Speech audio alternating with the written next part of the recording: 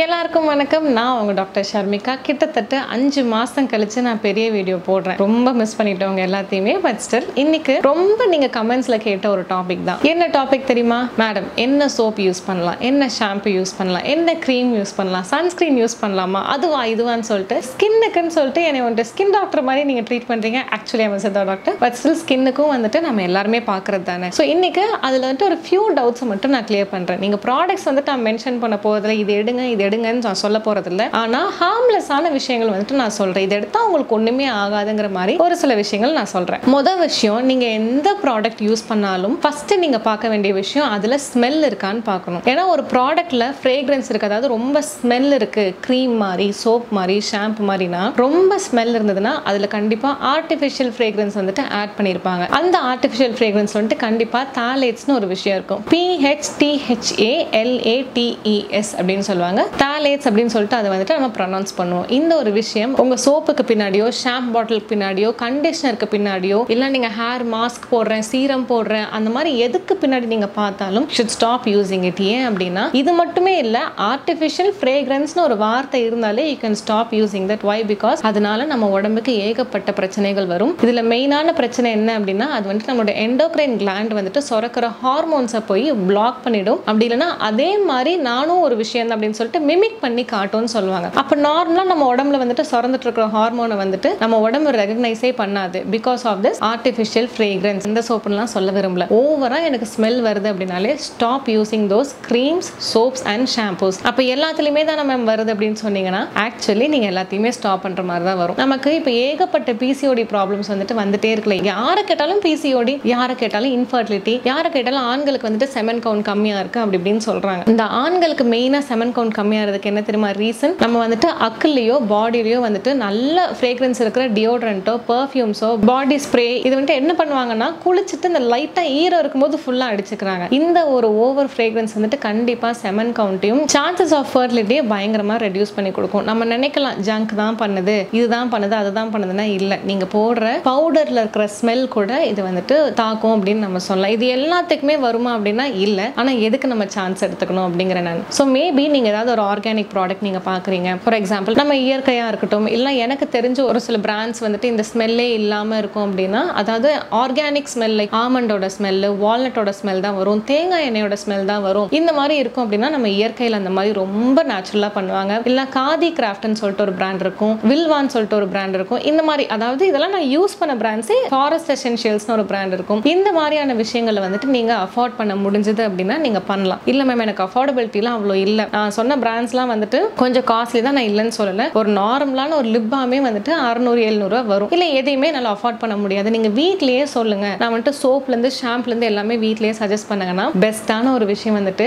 Oily ஸ்கின்னா இருந்ததுன்னா பாசிப்பயிறு மாவு இல்லைன்னா கடலை மாவு நீங்க யூஸ் பண்ணிக்கலாம். ரொம்ப ட்ரை ஸ்கின்னா இருக்கு அப்படின்னா பாசிப்பயிறு மாவு, நலங்கு மாவு நீங்க யூஸ் பண்ணலாம். நலங்கு மாவு நேச்சுரலாவே மஞ்சளோட வாசனை அவ்வளோ அழகா இருக்கும், உங்க உடம்பே வந்துட்டு மணக்கும்னு வச்சுக்கோங்களேன். இந்த மாதிரி நேச்சுரல் ஃப்ரேக்ரன்ஸ்க்கு நம்ம போய்க்கலாம். இன்ன வரைக்குமே இந்த பாசிப்பயிறு மாவோ, கடலை மாவோ, நலங்கு மாவுலயோ வந்துட்டு ஒரு அடல்ட்ரண்ட்டோ இல்லைன்னா கலப்படம்லாம் சேர்க்கவே இல்லை. ஏன்னா இதெல்லாம் கம்மியாக தான் நம்ம யூஸ் பண்ணிட்டு இருக்கோம்னால ஓவர் மேனுஃபேக்சரிங் யாரும் பண்றதும் இல்லை. ஸோ எல்லாமே ரியலா தான் பண்றாங்க. தாராளமா நீங்க எந்த வெப்சைட்ல இருந்து வேணாலும் வாங்கிக்கலாம். உங்களுக்கு கரெக்டான ஒரு வெப்சைட் தெரியல அப்படின்னா நீங்க நம்ம இயற்கையிலையும் வாங்கிக்கலாம், நம்ம டெய்ஸி ஹாஸ்பிட்டலோட ஆர்கானிக் ஷாப்லயும் வாங்கிக்கலாம். அப்படி இல்லைன்னா நீங்களே பாசிப்பயிரை வந்துட்டு மில்லில் கொடுத்து அரைச்சு வீட்டில் யூஸ் பண்ணிக்கலாம். ஸோ இது வந்துட்டு ஃபேஸுக்கு ஒரு சோப்பாவோ, உடம்பு ஃபுல்லா வந்துட்டு ஒரு பாடி வாஷா யூஸ் பண்ணிக்கலாம். இல்ல எனக்கு இந்த ஸ்மெல் பிடிக்க மாட்டேங்குது அப்படின்னு நீங்க சொன்னீங்கன்னா ரொம்ப ரொம்ப லெஸ் ஃப்ரேக்ரன்ஸ் இருக்கிற மாதிரி ஏதாவது ஒரு பாடி வாஷை ஃபுல்லா நலங்கு மாவுலாம் போட்டு குளிச்சு முடிச்சுட்டு அந்த கொஞ்சோண்டு அந்த பாடி வாஷை ஃப்ரேக்ரன்ஸ் இருக்காம பார்த்துக்கோங்க. நான் அந்த மாதிரி யூஸ் பண்றது வந்துட்டு இயற்கையோட ஆமண்ட் ஸ்க்ரப் மட்டும் தான் யூஸ் பண்ணுவேன். ஏன்னா வேற எல்லாத்துலயுமே ஐசி ஃப்ரேக்ரன்ஸ் வேற எனக்கு கரெக்டா சஜஸ்ட் பண்ணணும் அப்படின்னு தெரியல எனக்கு. நான் எங்கேயாவது வெளியே போகும்போது மட்டும்தான் அந்த ஸ்க்ரப் யூஸ் பண்ணுவேன், இல்லை நலங்கு மாவு மட்டும்தான், அதுவே மணக்கும் உடம்பு. நான் பேஷண்ட் கிட்ட நார்மலா சொல்லும்போது டவ், ட்ரெஸ்மி, லாரியல், பாரிஸ் இந்த மாதிரியான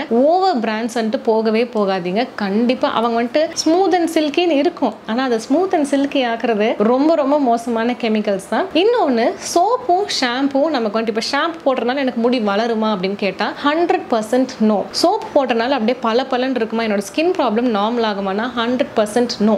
ஏன் அப்படின்னா இப்போ வந்துட்டு எனக்கு ஒரு ஸ்கின் ப்ராப்ளம் இருக்கு, டாக்டர் இதை சஜஸ்ட் பண்ணாங்கன்னா அன்னைக்கு அந்த ஸ்கின் ப்ராப்ளம் சப்ரஸ் பண்ணுமே தவிர்த்து உங்களுக்கு வந்துட்டு ஸ்கின் ப்ராப்ளம் நார்மல் ஆகாது. ஏன்னா தோல் பிரச்சனைங்கிறது வந்துட்டு நீங்க சாப்பிட்ற உணவுகள்னாலேயோ அலர்ஜி ரியாக்ஷன்ஸ் ஃப்ரேக்ரன்ஸ்னாலே வர ஒரு விஷயம். நீங்க அதை நல்லா ட்ரீட் பண்ணணும் அப்படின்னா உள்ள என்ன உணவு போடுறீங்க, என்ன மருந்து போடுறீங்கிறது தான் ரொம்ப ரொம்ப முக்கியமே தவிர்த்து வெளியே போடுற எக்ஸ்டர்னல் விஷயம் will never work. இப்போ நான் வந்துட்டு ஒரு ஃபேஸ் பேக்கே கொடுக்குறேன் அப்படின்னா இந்த ஃபேஸ் பேக் யூஸ் பண்ணுங்க, கூடவே ABC ஜூஸ் குடிங்க, இதை யூஸ் பண்ணுங்க, மோர் குடிங்க, இந்த மாதிரி ஒரு எக்ஸ்ட்ராவா ஒரு 4-5 ஜூஸ் சொல்லாம நான் ஒரு டிப் கூட இது வரைக்கும் நான் போட்டதில்லை. எப்பவுமே சொல்றேன், இயற்கை ப்ராடக்ட்ஸே நம்ம சொல்லும் போதும் இது நீங்க யூஸ் பண்ணீங்கன்னா இதையும் யூஸ் பண்ணுங்கன்னு சொல்லி தான் கொடுக்குறோம். இன்னொரு விஷயம், நான் வந்துட்டு ஏதாவது ஒரு ஃபேஸ் ஆயில் போடுறேன், ஃபேஸ்ல மிஸ்ட் போடுறேன், ரோஸ் வாட்டர், வெட்டி வேறு மிஸ்ட்லாம் போடுறேன் அப்படின்னா இதெல்லாம் நேச்சுரலாவே, வெட்டி வேறு ஒரு வாசம் பார்த்துருக்கீங்களா, இல்லைன்னா ரோஸ் பெட்டலோட வாசம் பார்த்துருக்கீங்களா, இதெல்லாம் ரொம்ப ரொம்ப நேச்சுரலான ஃப்ரேக்ரன்ஸ். இதெல்லாம் நீங்க தாராளமாக யூஸ் பண்ணலாம். அண்ட் ஷாம்பு, நீங்க வந்துட்டு இப்போ ஸ்கேல்ப் சொரியாசிஸ் இருக்கு, இந்த ஷாம்பு போட்டு எனக்கு ரெடி ஆச்சு அப்படின்னா ஒரு 2 மாசம் ஷாம்பு யூஸ் பண்ற வரைக்கும் நல்லா இருக்கும். அதுக்கப்புறம் ஷாம்பு யூஸ் பண்றது ஸ்டாப் பண்ணனே திருப்பி எல்லாமே அக்ரிவேட் ஆகும். அப்போ நம்ம ஃபர்ஸ்ட் தோல்ல பிரச்சனையோ ஸ்கேல்ப்ல பிரச்சனையோனா பார்க்க வேண்டியது நம்மளோட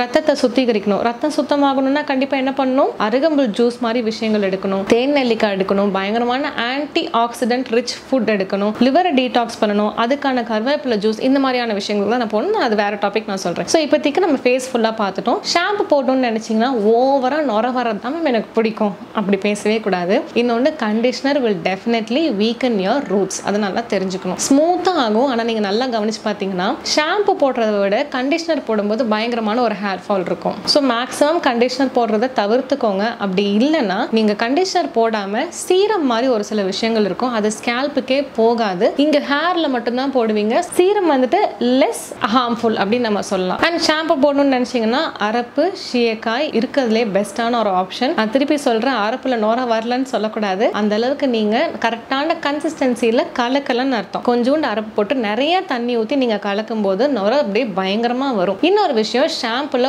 ஓவரா நொர வருது, ஓவரா ஸ்மெல் வருதுன்னா கண்டிப்பா பெண்களுக்கு, நான் சொன்னல எண்டோக்ரைன் கிளான்ஸ்னு சொன்னல, அது வந்துட்டு hypothalamus, pituitary gland, thyroid, parathyroid, நம்மளோட கர்ப்பப்பை ஒரு சில ஹார்மோன்லாம் சுரக்கும்ல, அது ஆண்களுக்கு வந்துட்டு டெஸ்டஸ், இந்த மாதிரியான விஷயங்கள்ல சுரக்கிற ஹார்மோன்ஸை கண்டிப்பா இது டிஸ்டர்ப் பண்ணி இந்த இர்ரெகுலர் பீரியட்ஸ்லாம் வருது. எனக்கு 50 டேஸ்க்கு அப்புறம் இப்போ திடீர்னு சைக்கிள் வர ஆரம்பிச்சிருச்சுன்னா நம்ம என்ன ஷாம்பு யூஸ் பண்ணோம், இந்த டைம் ஏதாவது அக்களுக்கு டியோட்ரண்ட் போட்டோமா, அந்த டியோட்ரண்ட்ல உங்களுக்கு ஓவர் ஸ்மெல் இருக்கா, எல்லாத்தையுமே பார்க்கணும். நான் சொல்லல ஆர்டிஃபிஷியல் ஃப்ரேக்ரன்ஸ் வந்துட்டு நம்மளோட எண்டோக்ரைன் கிளான்ஸை டிஸ்டர்ப் பண்ணுமா, நீங்க கூகுளில் போட்டு பார்த்தீங்கன்னா பச்சையா தெரிஞ்சிடும். அது நமக்கு தாலேட்ஸ், சிந்தட்டிக் மஸ்க்னு சொல்லிட்டு ஒரு சில விஷயங்கள், பாரபென்ஸ்னு ஒரு சில விஷயங்கள், இதெல்லாம் வந்துட்டு யூஸ் பண்ணக்கூடாது. இதையும் மீறி ஏகப்பட்ட பேன் பண்ண கெமிக்கல்ஸ் வந்துட்டு வெளிநாட்டில் பேன் பண்ணது நம்ம இந்தியாவில் இருக்கிறவங்க எல்லாருமே யூஸ் பண்ணிட்டு இருக்கோம். கோகோ கோலாவே நிறைய ஊர்ல பேன் பண்ணிட்டாங்க, ஆனா நம்ம யூஸ் பண்றோம்ல, எல்லாத்தையும் யூஸ் பண்ணிட்டு எனக்கு ஏன் குழந்தை பிறக்கல, நான் ஏன் ஒபீஸா இருக்கேன், எனக்கு ஏன் முடி கொட்டுது, நான் எப்பயாவது தானே சாப்பிட்றேன் அப்படின்னா, நான் என்னைக்குமே சொல்றது, பால்ல ஒரு சொட்டு விஷம்னாலும் விஷம் தான், கம்மியா தானே நான் விஷம் கொடுத்தேன், நான் ஏன் சாகலை அப்படிலாம் கேட்கக்கூடாது. ஸோ